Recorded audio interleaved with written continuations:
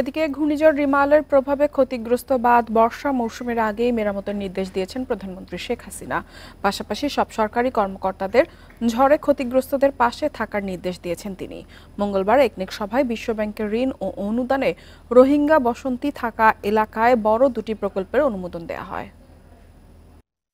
ঘূর্ণিঝড় রিমালের প্রভাবে উপকূলীয় অঞ্চলসহ দেশের বেশিরভাগ এলাকায় ক্ষয়ক্ষতি হয়েছে। নদী তীরবর্তী বাঁধ ভেঙে প্লাবিত হয়েছে নিম্নাঞ্চল, পানিবন্দী অনেক মানুষ। ক্ষতিগ্রস্ত মানুষের জন্য সুপেয় পানি, খাদ্য সরবরাহে প্রয়োজনীয় উদ্যোগ নেওয়ার নির্দেশ দিয়েছেন প্রধানমন্ত্রী শেখ হাসিনা। ঝড়ের ক্ষয়ক্ষতি নিরূপণ করে দুর্যোগ ব্যবস্থাপনা মন্ত্রণালয়কে রোববারের মধ্যে প্রতিবেদন জমা দিতে বলেন তিনি। এনইসি সম্মেলন কক্ষে অনুষ্ঠিত একনেক সভায় এসব নির্দেশনা দেন তিনি।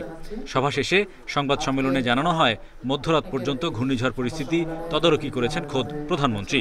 একটা লং টার্ম সিদ্ধান্ত প্রধানমন্ত্রী দিলেন যে বাঁধগুলি আছে, নদীর পাড়ে যে বাঁধ আছে অনেকগুলো বাঁধ, সেই বাঁধগুলো অনেক ড্যামেজড হয়ে গেছে সাইক্লোনে। বাঁধ এমনি পুরনো অনেক, আর সাইক্লোনের ইফেক্টে এটা বাঁধগুলো নষ্ট হয়ে গেছে, ক্ষতি হয়ে গেছে।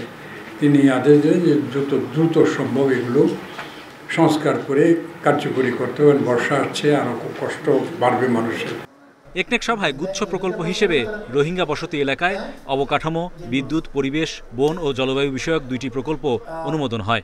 প্রায় 8,500 কোটি টাকা খরচের মধ্যে বিশ্বব্যাংকের ঋণ 4,475 কোটি আর অনুদান 3,244 কোটি টাকা।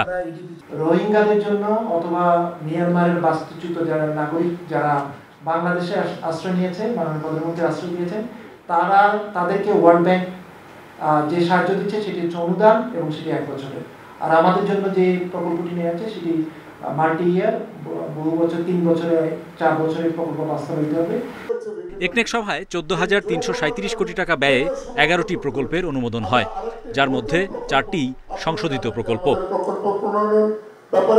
Hari Saha, independent news, Dhaka.